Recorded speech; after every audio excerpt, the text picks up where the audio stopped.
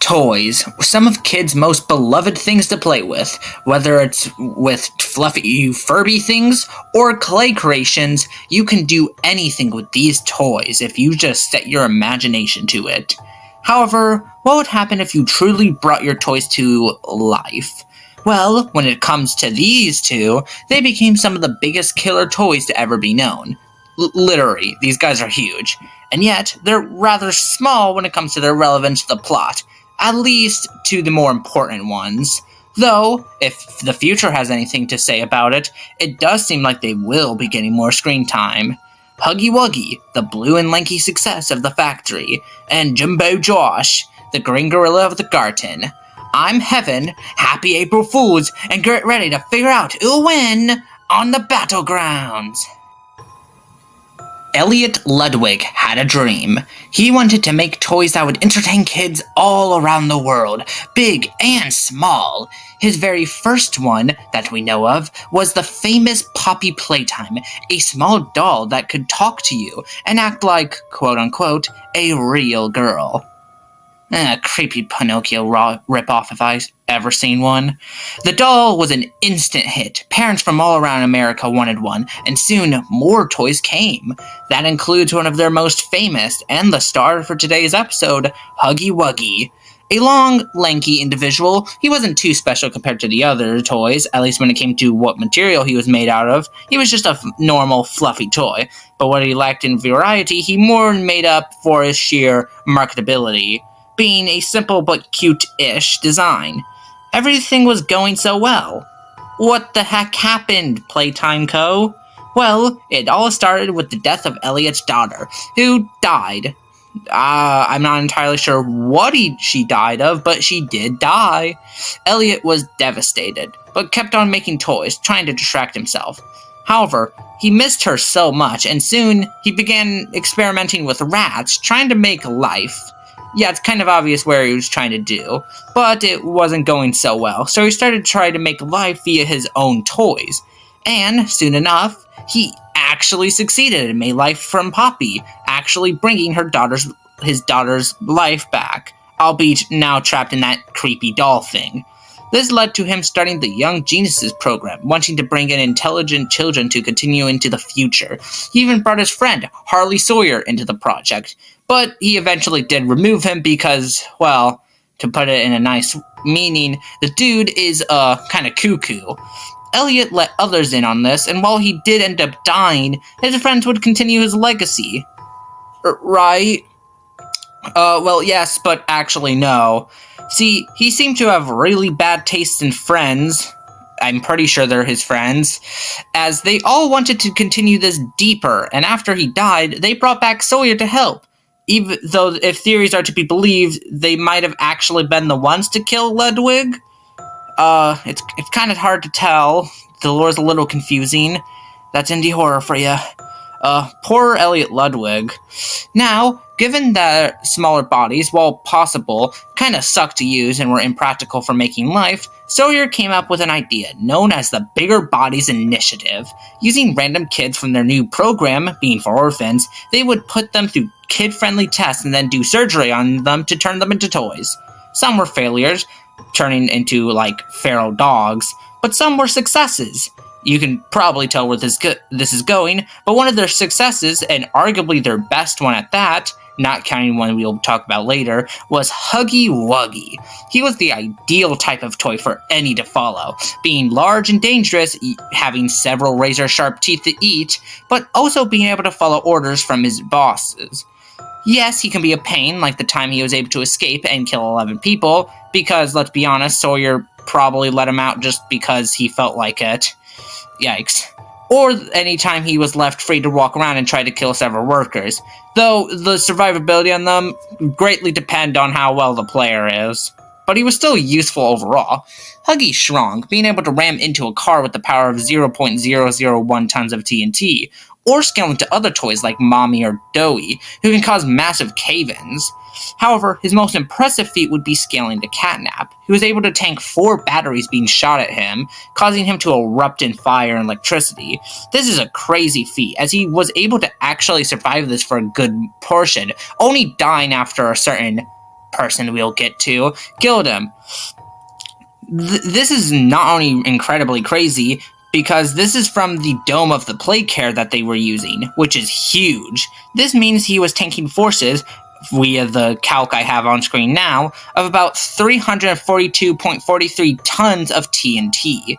Going into speed, he's already pretty fast, constantly considered one of the fastest of any of the toys. He can scale to his smaller versions, who can reach Mach 58.45, but can easily scale to PJ Pugapillar, who can cross his play area in a single frame, which can go all the way up to Mach 401.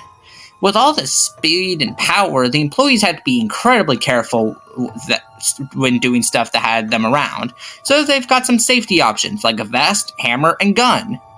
Okay, so that's a toy gun, but whatever. In all seriousness, they do have grab packs. They have a ton of versatility, not only being able to conduct electricity, but also have air jets to break their falls, a red hand with a flashlight, green hand to hold electricity, purple hand to jump around the place, and an orange hand to shoot flares and blow things up. Now you might be asking, wait a minute, Huggy never uses this. Why are you bringing this up? Well, it is April Fool's, and because I can do whatever I want, I'm giving him it. Besides, he has it on his back in the art, so it's totally legitimate. If you want some real stuff he can actually do, he does have some cool stuff up his fur. He can charge at you with a hug, which would definitely kill you, and he has crazy good hearing, being able to hear the squeak of a toy from several rooms away. He also has 5 tiny little versions of himself, which will alert him to someone's location, though physically they're quite frail.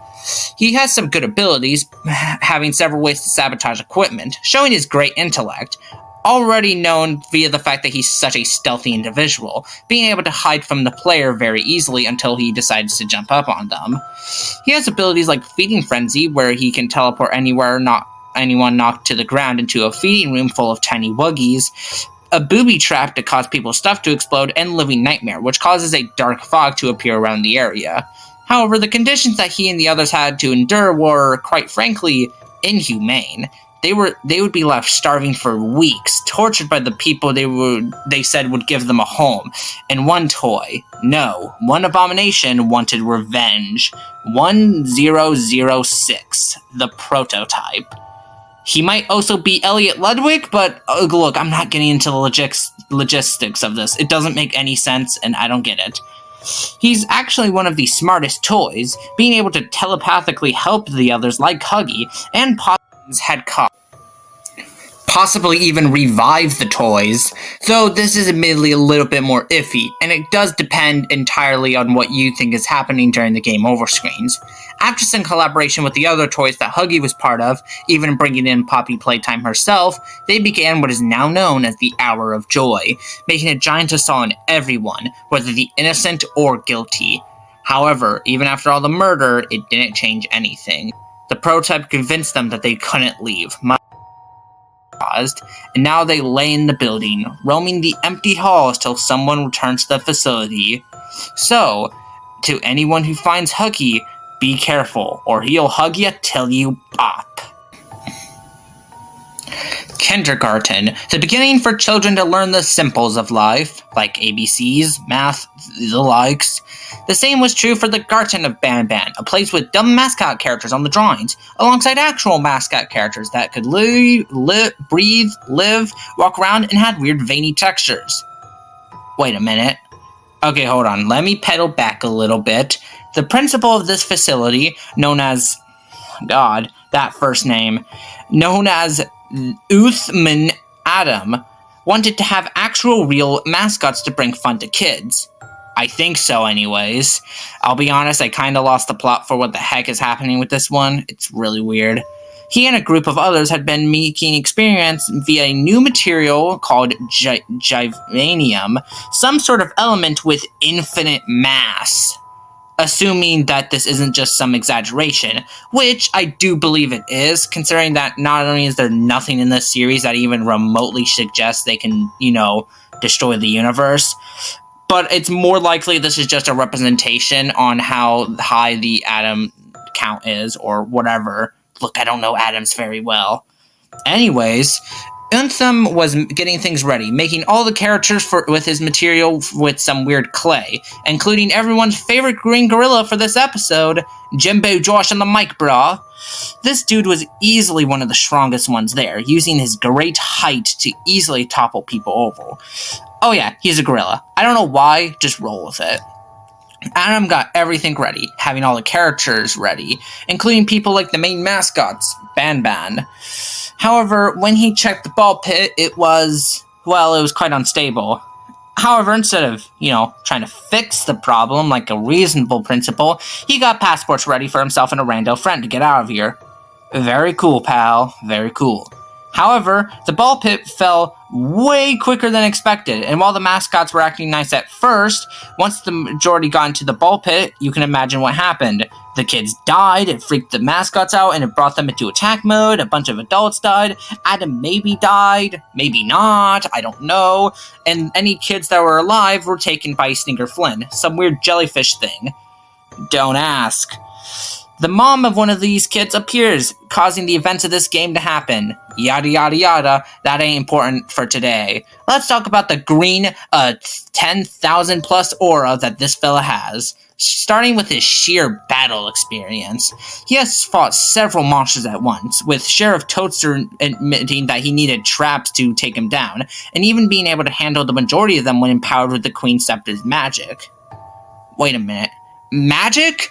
Okay, so the Queen, this weird kangaroo thing, has a scepter that is taken by the Gigachad villain known as Sir Dadadoo, roll with it, who uses his notification magic to spread it across the entire facility, infecting pretty much everyone, including the two layers above where other characters were. Before we go into that feat, let's go into some smaller stuff first. Just because.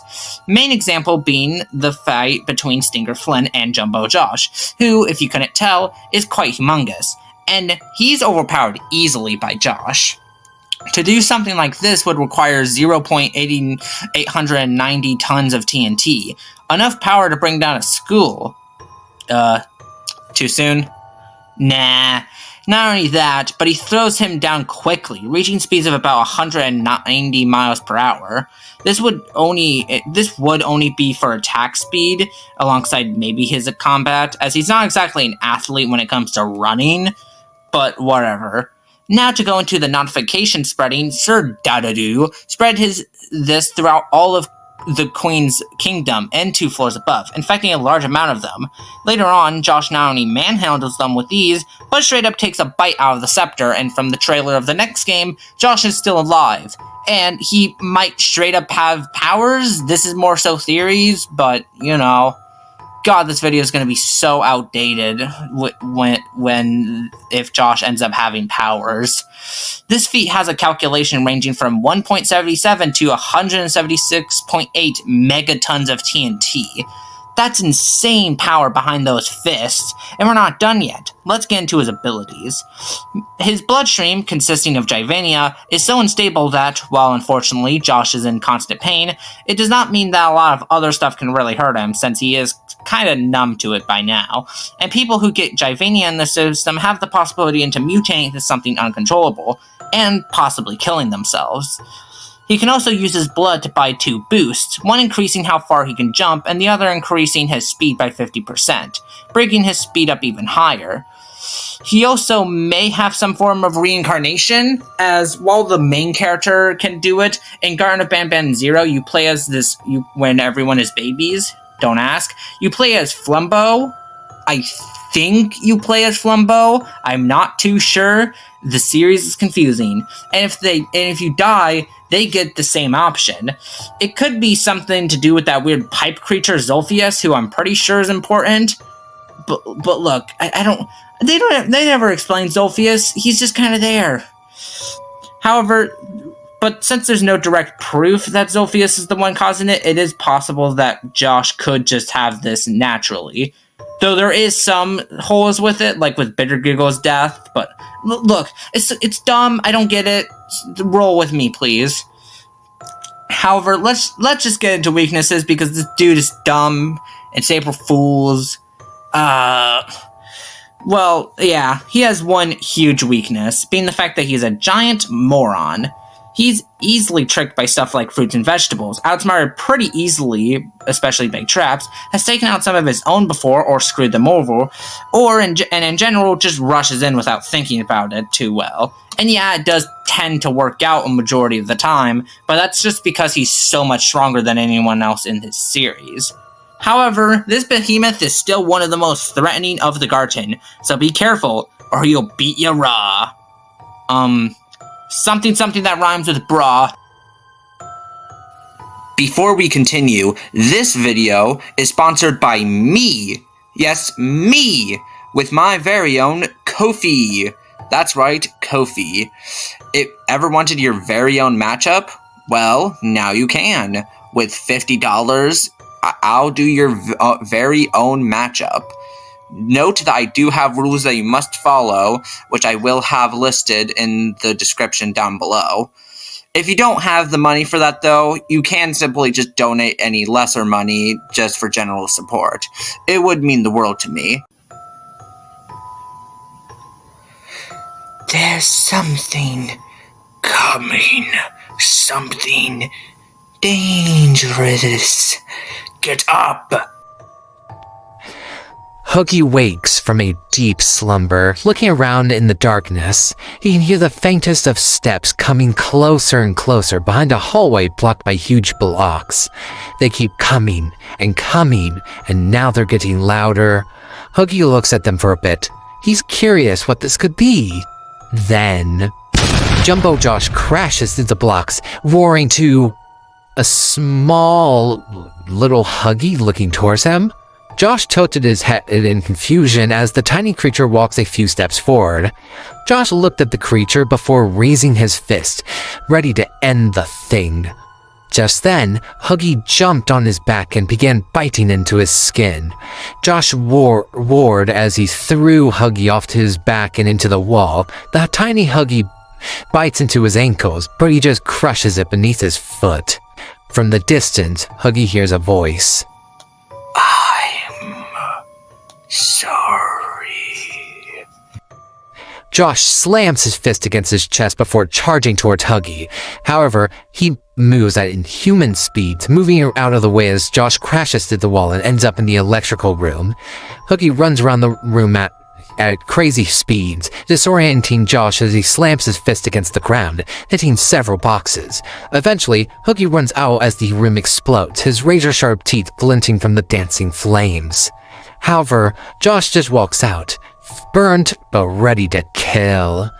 Huggy's smile twitches as a dark fog begins to appear around Josh. He's confused, swinging his fist through the mist. He feels a small thing hit him, looking down faintly to make out a small toy bullet. Before he can tell what's going on, Huggy jumps into the air with his now-equipped grab pack, using the green hand that's filled with electricity to shoot towards the gorilla. Josh roars in pain as he slams the ground, shaking the factory and making Huggy trip as he falls back down. The green giant looks down at the lanky figure and charges as a reel spins on screen, landing on his speed increasing. He punches Huggy several times while he's down, severely hurting him and breaking a huge part of the grab pack before throwing him towards the wall and onto a catwalk, crushing the poor Mort who had just been happening to walk by, carrying some map of sorts. Interesting. Josh pounds his chest, but Huggy is able to pull out a flare to shoot into his mouth, making him recoil. Huggy tries to make a run for it, using the broken grab pack to swing across the catwalk. Josh, enraged, jumps up, a wheel spinning and landing on his jumping crease, and grabs Huggy, causing the two to fall into the depths as the grab pack fails. Huggy and Josh roar as Josh holds Huggy in his hand, crushing him. Blood squirts out Huggy's mouth and stomach as Huggy bites down onto Josh's eye and rips it out. Josh roars in pain as the two hit their heads on the bars, leaving blood and Jivania in their wake. When they finally land, Josh holds his eye socket, Jivanian pouring out, while Huggy trembles and vomits out blood and a bit of Jivania he swallowed, while gore falls out of his stomach. The two look at each other once again, no longer playing around. Now both are officially pissed. Josh charges forward once again, but Huggy brings out 4 tiny Wuggies to attack, each charging towards Josh. Josh, blitzing him right away and biting away at his body. Josh falls to his knees, Jarvanian pouring out of his mouth. As Huggy looks down towards him, Huggy opens his mouth and bites into his forehead, sinking his teeth in. However, as he does so, the other Huggies begin to shake uncontrollably, collapsing as Jarvanian comes out of their bodies. Huggy soon starts vomiting out more blood, as Josh slowly gets up, looming over his new plaything. Huggy backs away, but Josh slams his fist with all his might, crushing Huggy's skull and blood pouring out as his smile now lays in a creepy way. Josh grabs Huggy's body and drags it alongside the others. As he leaves, a clawed hand takes one of the bodies, with glowing eyes looking onward. He'll be a problem. He turns around, only to see Mort standing there, a wicked smile on his face. You know, for a meme matchup, that got kinda gory at the end, huh? Oh well, it looks like Jumbo Josh pulled out the victory, but why? Why are you asking why? Of course it was obvious. Obviously, Jumbo Josh was gonna win. Huggy didn't stand a shot. Well, we'll go into the advantages anyways for him. Being the most apparent was Huggy's speed. Being just below 307,000 times faster. Easily speed blitzing Josh, even with his speed being doubled. He was also much more intelligent, especially with the prototype on his side, as Josh is consistently much more of an idiot by comparison. He also had a much better list of stuff to use, like grab packs, wuggies, or fogs, which would help him keep a distance and constantly put on pressure. However, Josh's advantages ultimately ended up being more useful, starting with strength and durability.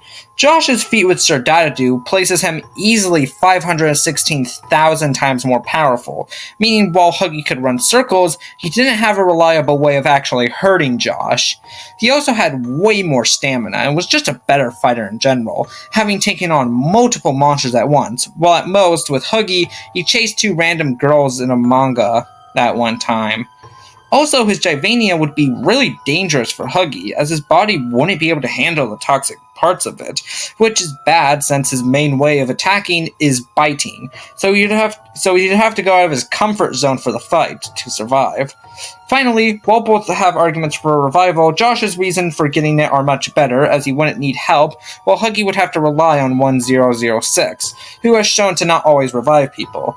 Yes, there's the context with the fact that he's trying to make sure the player stays alive, but it still shows that Huggy could be in a dangerous spot, and is just going to be in more danger consistently. So, overall, while Huggy was faster, smarter, and more versatile, Josh was simply too strong, durable, experienced, but had the better revival, and had the ultimate Chad bloodstream to pop Huggy and turn him into Jumbo.